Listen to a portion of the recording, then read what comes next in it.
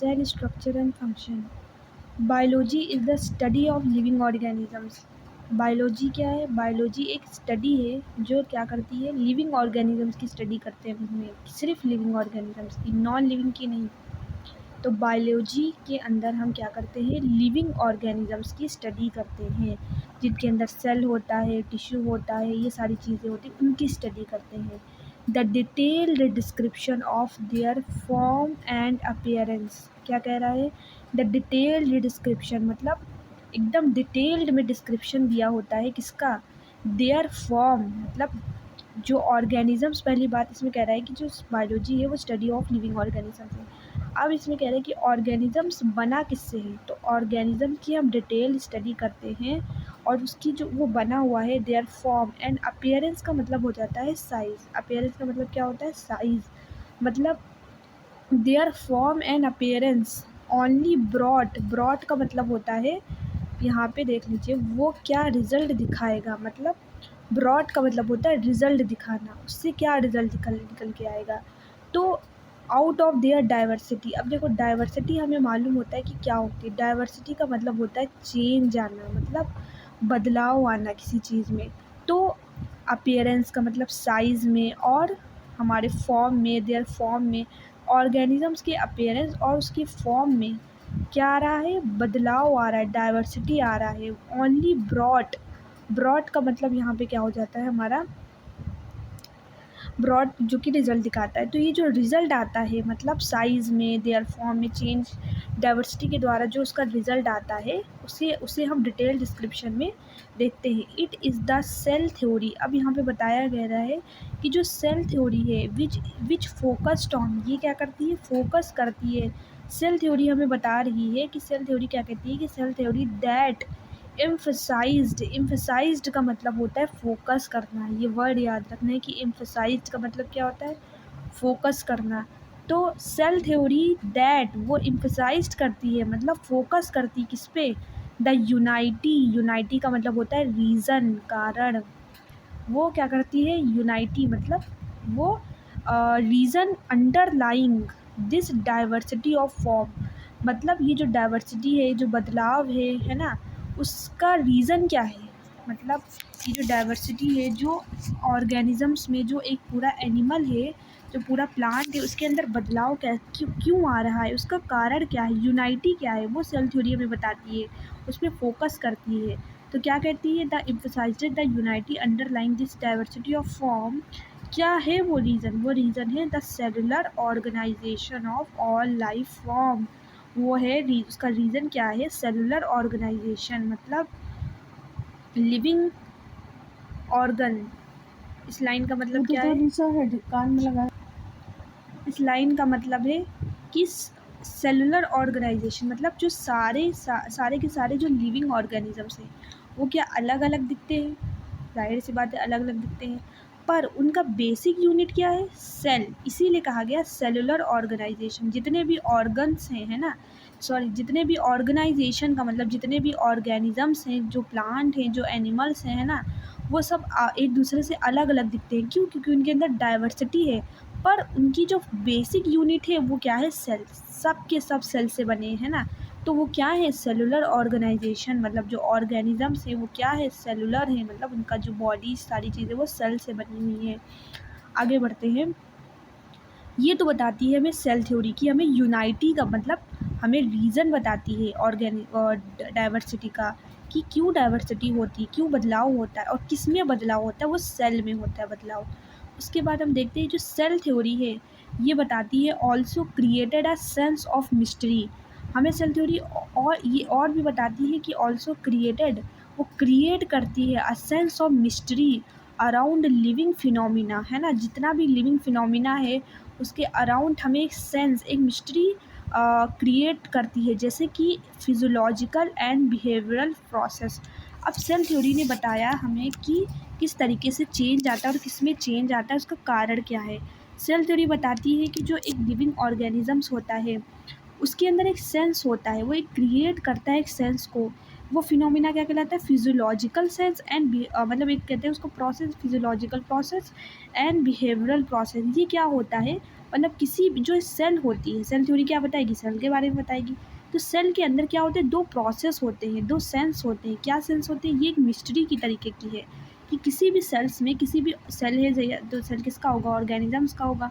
तो उनमें दो प्रोसेस होते हैं। कौन कौन से प्रोसेस होते हैं, जो सेल होती है बेसिकली उसके अंदर दो प्रोसेस हो, ये बेसिकली कह सकते हैं कि वो दो प्रोसेस को कंट्रोल करती है। कौन सा, फिजियोलॉजिकल प्रोसेस और बिहेवियरल प्रोसेस। फिजियोलॉजिकल प्रोसेस का मतलब क्या है, जो फिजिकल मतलब जो बॉडी से रिलेटेड हो, जैसे कि दौड़ना भागना है ना, तो उसमें मसल मूव करती है, तो मसल मूवमेंट वाइल रनिंग, तो ये हो गई फिजियोलॉजिकल प्रोसेस जो सेल कंट्रोल करती है। एक और प्रोसेस हो गया बिहेवियरल प्रोसेस। अब बिहेवियरल प्रोसेस में क्या आएगा, एक्शन से रिलेटेड है ना, जैसे हमारी बॉडी ने कुछ एक्शन किया, जैसे कि मतलब डर गई ड्यूरिंग डेंजरस कंडीशन, किसी चीज़ डेंजरस चीज़ को देख के हमारी बॉडी डर गई, तो क्या होगा, बॉडी में हार्मोन्स रिलीज़ होंगे जिससे कि हमारी बॉडी एक्ट करेगी या तो डर जाएगी, कुछ होगी। तो ये हो गया बिहेवियरल प्रोसेस। तो ये दो मिस्ट्री चीज़ें होती है। तो सेल थ्योरी हमें ये भी बताती है कि हमारी जो सेल है ना, वो कंट्रोल करती है, या कह सकते हैं उसके अंदर एक मिस्ट्री होता है, सेंस ऑफ मिस्ट्री होता है। क्या होता है, एक सेंस ऑफ मिस्ट्री होता है, लाइक दो प्रोसेस होते हैं, फिजियोलॉजिकल प्रोसेस और बिहेवियरल प्रोसेस। वो क्या होते हैं वो हमने समझ लिया। तो यहाँ पे हमारा फिजियोलॉजिकल बिहेवियरल प्रोसेस होते हैं। This mystery was the requirement of integrity का मतलब क्या होता है, इंटीग्रेटेड, जैसे इंटीग्रेशन का मतलब हम लोग समझते हैं जोड़ना है ना, इंटीग्रेशन डिफरेंशिएशन का मतलब क्या होता है, इंटीग्रेट का मतलब होता है जोड़ना, डिफरेंशिएट का मतलब होता है तोड़ना। तो इंटीग्रिटी ऑफ सेलुलर ऑर्गेनिजम्स मतलब इंटीग्रिटी का मतलब जुड़ना, सेल्स का आपस में जुड़ना, organisation for living phenomena to be demonstrated और ऑब्जर्व्ड, है ना। तो यहाँ पे कह रहा है ये जो दिस मिस्ट्री है, मतलब ये जो हमारा बिहेवियरल फंक्शन है और जो हमारा फिजियोलॉजिकल प्रोसेस है, ये एक तरीके का फंक्शन है ना। तो फंक्शन तभी परफॉर्म होगा जब सेल्स आपस में इकट्ठा हो करके, है ना, आपस में जुड़ करके एक टिश्यू बना लेंगी। तो टिश्यू जुड़ करके ऑर्गन बन के ऑर्गन सिस्टम बनेंगे। जब टिश्यू बनेगा और फिर ऑर्गन बनेगा, इसी तरीके से धीरे धीरे बनता जाएगा, तो तभी तो कोई फंक्शन परफॉर्म होगा, तभी तो फिजियोलॉजिकल प्रोसेस होगा, बायो और बिहेवियरल प्रोसेस होगा, है ना। खाली सेल के होने से कोई चीज़ नहीं होना, जब तक कि सेल आपस में इकट्ठा ना हो जाए, तब तक के आपस में सेल जुड़ ना जाए, है ना। इसी वजह से कहा गया इंटीग्रिटी ऑफ सेलुलर ऑर्गेनाइजेशन, मतलब सेल्स का, ऑर्गेनिजम्स के सेल्स का आपस में जुड़ जाना, है ना, यही ज़रूरी है for living phenomena to demonstrated और ऑब्जर्व, है ना। उसका कि लिविंग का, किसी चीज़ को हम लिविंग कब कहेंगे, है ना, खाली सेल हो जाने से वो चीज़ लिविंग थोड़ी हो जाएगी। सेल्स के अंदर सेल फंक्शन भी होना चाहिए। इसी तरीके से डिमॉन्स्ट्रेटेड का मतलब होता है ऑब्जर्व, किसी चीज़ को ऑब्जर्व करना, मतलब ये आपस में सेल जुड़ गई, फिर टिश्यू बन गया, फिर इससे हमें चीज़ें ऑब्जर्व हुई, फंक्शन हमें दिखा, चाहे आप डिमॉन्स्ट्रेटेड कहो चाहे ऑब्जर्व कहो। इन studying and understanding the physiological and behavioural process, कह रहा है कि अगर हम पढ़ेंगे और अंडरस्टैंड करेंगे किसको, the physiological and behavioural process को, वन कैन, अब कह रहा है कि देखो जब हम इसको पढ़ेंगे इस चीज़ों को, तो one can take a physico chemical approach. तो अब देखो यहाँ पे कह रहे हैं अंडरस्टैंडिंग द फिजिकल, जब हमें फिजियोलॉजिकल बिहेवियरल प्रोसेस को अगर हमें पढ़ना होगा, उसको स्टडी करना होगा, तो हम क्या अप्रोच करेंगे, मतलब ऐसी कौन सी चीज़ हम यूज़ करेंगे। तो वन कैन, हम एक चीज़ यूज़ कर सकते हैं जिसको हम कहते हैं one can take a physico chemical approach, है ना। ये एक अप्रोच है फिजिको केमिकल अप्रोच, इसके इस्तेमाल से हम हमारा ये फिजियोलॉजिकल एंड बिहेवियरल प्रोसेस को हम स्टडी कर सकते हैं। क्या होता है फिजिको केमिकल अप्रोच, इसका मतलब होता है फिज़िक्स और केमिस्ट्री की मदद से हम इस फिजियोलॉजिकल बिहेवियरल प्रोसेस को समझ सकते हैं, इसकी स्टडी कर सकते हैं। मतलब ये है क्या, ये बायोलॉजी के अंदर है ना, मतलब ये है कि फिजिको केमिस्ट्री मतलब फिज़िक्स और केमिस्ट्री की मदद से हम बायोलॉजी को समझ सकते हैं और अच्छी तरीके से।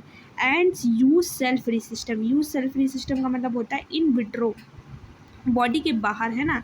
तो बॉडी के बाहर हम चीज़ों को फिज़िक्स की मदद से, केमिस्ट्री की मदद से हम ऐसे रिक्वायरमेंट कर सकते हैं, ऐसे इंस्ट्रूमेंट को यूज़ कर सकते हैं कि बॉडी के अंदर जो रिएक्शन होती है उन रिएक्शंस को हम बाहर भी ऑब्जर्व कर सकें, है ना। लैब वगैरह के अंदर हम उस रिएक्शंस को बाहर भी करवा सकते हैं, तो हम इन विट्रो मतलब बाहर भी देख सकते हैं, इन्वेस्टिगेट कर सकते हैं चीज़ों को, है ना। This approach enables us to describe the various process in molecular terms, बहुत इंपॉर्टेंट है। कह रहा है कि जो अप्रोच है, ये फिजिको केमिकल अप्रोच है, ये क्या करता है, ये एनेबल्स करता है us to describe the various process, है ना, अब ये प्रोसेस किया जाता है बेसिकली, ये जो फिजिको केमिकल अप्रोच किया जाता है जिससे हम फिजियोलॉजिकल बिहेवियर और हमारा बिहेवियरल प्रोसेस को हम जिससे स्टडी करते हैं। तो अब एक सवाल उठता है कि हम ये जो करते हैं फिजिको केमिकल अप्रोच, तो क्या हम एक बड़ा सा ऑर्गेनिज्म लेके किसी एनिमल को पकड़ के उसके ऊपर हम कर दें, ये एक्सपेरिमेंट फिजिक्स की मदद से, केमिस्ट्री की मदद से कर दें? नहीं, ऐसा तो नहीं कर सकते ना। हमें मॉलिकुलर टर्म्स मतलब मॉलिकुलर लेवल पे जाकर, मॉलिकुलर लेवल का मतलब क्या होता है, जैसे हार्मोन हो गए, एंजाइम्स हो गया, केमिकल हो गया, इनको निकालना पड़ेगा बॉडी से। एक पूरा ऑर्गेनिज्म नहीं लेना पड़ेगा। ऑर्गेनिज्म से हमें टिश्यू, ऑर्गन से टिश्यू, टिश्यू से सेल, सेल से हमें हार्मोन निकाल के, एंजाइम निकाल के या केमिकल निकाल के, तब जा करके उसके अंदर में फिजिक्स केमिस्ट्री की मदद से हम उसके अंदर रिएक्शन को इन विट्रो या कुछ हम करा सकते हैं। तो ये इंपॉर्टेंट है कि किस लेवल पे, मॉलिकुलर लेवल पे हम करते हैं। The approach is stabilized by analyzing of living tissue for elements and compounds। अब कह रहा है ये जो अप्रोच है, the approach is stabilised by analysing of living tissue, जो एक जीवित टिश्यू है ना, सेल्स से मिलकर टिश्यू बना। अब ये जो टिश्यू है क्या कह रहा है कि for element and compounds it will tell us what types of organic. अब देखो इस टिश्यू के अंदर क्या होंगे, सेल्स के अंदर और कंपाउंड्स पाए जाते हैं ना, एलिमेंट्स पाए जाते हैं। एलिमेंट्स लाइक क्या हो जाएगा हमारा, एलिमेंट्स में मैग्नीशियम आता है, सोडियम आता है ना, ये सारे एलिमेंट्स है जो बॉडी में पाए जाते हैं। कंपाउंड्स में भी हमारे कंपाउंड्स दो तरीके के हो गए, हमारे इनऑर्गेनिक कंपाउंड्स और ऑर्गेनिक कंपाउंड्स। तो ये सारे हम बॉडी में हमारे पाए जाते हैं, ये सारी चीज़ें पाई जाती हैं ना। अब कह रहे हैं it will tell us what types of organic, कह रहे हैं किस तरीके का organic compound are present in living organisms. तो कह रहा है कि कौन से तरीके का ऑर्गेनिक कंपाउंड है जो लिविंग ऑर्गेनिजम्स में प्रेजेंट होता है।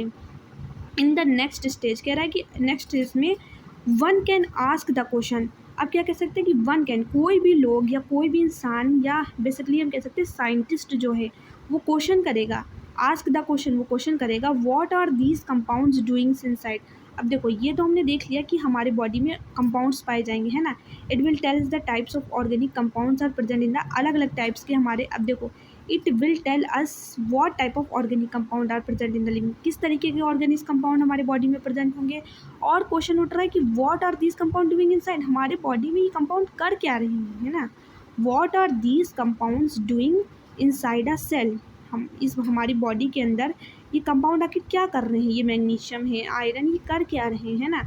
ये क्वेश्चन उठता है, साइंटिस्ट पूछते हैं। And in what way they carry out, और ये क्या करते हैं, मतलब क्या कैरी आउट करते हैं। ग्रॉस फिजियोलॉजिकल प्रोसेस लाइक, अब देखो ये हम अब क्या कर रहा है कि यहाँ पे ये क्या करते हैं, तो यहाँ पे कह रहा है कि gross physiological process like digestion. तो ये क्या कैरी आउट करते हैं, बेसिकली जो कंपाउंड्स हैं ये क्या करेंगे, ग्रॉस फिजियोलॉजिकल प्रोसेस, फिजियोलॉजिकल मतलब हमारा जो रनिंग वगैरह हो गया, लाइक हमारे फिजियोलॉजिकल प्रोसेस में हमारा डाइजेशन आ जाएगा, एक्सक्रीशन आएगा, मेमोरी आएगा, डिफेंस रिकॉग्निशन आएगा। तो ये जो कंपाउंड्स हैं बेसिकली ये सारे हमारे इन सब चीज़ों को भी कैरी आउट करते हैं, ईटीसी है ना। इन अदर वर्ड्स भी आंसर, तो हम इसका जब आंसर देंगे, इसका जवाब देंगे, मतलब ये जो इन्होंने पूछा भी ये कंपाउंड्स एलिमेंट कर क्या रहे हैं बॉडी में, तो वी कैन आंसर, हम आंसर देंगे द क्वेश्चन का what is the molecular basis of, तो हम कहेंगे और फिर हम पूछेंगे कि क्या है molecular basis of all physiological process. Basically ये मेमोरी है, एक्सक्रीशन है, डाइजेशन वगैरह है, ये जो कंपाउंड्स है इनका मॉलिकुलर बेसिस क्या है, मतलब अगर हम मॉलिकुलर बेसिस पे जाए फिजियोलॉजिकल प्रोसेस का क्या है। It can also explain the abnormal process, तो ये हो गया। अब यहाँ पे जो हमारा ये जो फिजिको केमिकल अप्रोच है, इससे हमने क्या करा, यहाँ पे हमने इससे हमें पता चला इसकी मदद से हम मॉलिकुलर टर्म्स पे जा कर के है ना चीज़ों उसके अंदर पाए जाने वाली चीज़ों को हम पता कर सकते हैं ना, और ये जान सकते हैं कि फिजियोलॉजिकल प्रोसेस, बिहेवियरल प्रोसेस क्यों हो रहा है। और ये जो फिजिको केमिकल अप्रोच है इसी के बारे में पढ़ रही है, ये हमें एक चीज़ और बताता है, ये हमें मदद करता है क्या, इट कैन ऑल्सो एक्सप्लेन, ये हमें एक्सप्लेन कराता है the abnormal process. Abnormal process पता है ना कि एबनॉर्मल कुछ गड़बड़ हो गई, नॉर्मल मतलब जो नॉर्मल तरीके से हो रहा है, बॉडी में सारी चीज़ें नॉर्मल होती हैं, लेकिन एबनॉर्मल कब होती है, जब बॉडी में डिजीज़ हो जाए, तो एबनॉर्मल प्रोसेस होता है that occur during any disease है ना। जब कोई डिजीज़ कंडीशन, कोई बीमार हो गया तो उसके अंदर चीज़ें एबनॉर्मल होगी। तो ये फिजिको केमिकल की अप्रोच की मदद से, मतलब फिजिक्स और केमिस्ट्री की मदद से है ना, हम डिजीज़ के अंदर क्या, हम एबनॉर्मल प्रोसेस को भी हम आइडेंटिफाई कर सकते हैं, उसको भी स्टडी कर सकते हैं। बेसिकली हम प्रोसेस को ही तो स्टडी कर रहे हैं।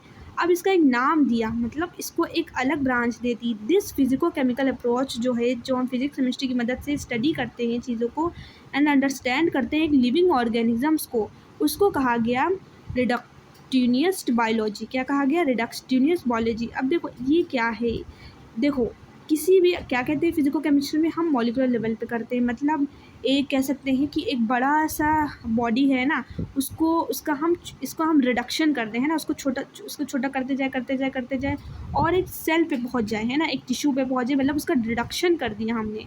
फिर जा कर के हमने उसकी मॉलिक्यूलर बेसिस पे, मतलब हमने बॉडी को इतना छोटा करा कि हार्मोन, एंजाइम और केमिकल तक पहुंच गए, तब जा कर के हमने उसकी स्टडी करी, उसको अप्रोच करा। इसी वजह से कहा गया रिडक्टियोनिस्ट बायोलॉजी। तो आ सकता है what is the reductionist biology? तो रिडक्टियोनिस्ट बायोलॉजी है किसी भी चीज़ को मॉलिक्यूलर लेवल पर स्टडी करना।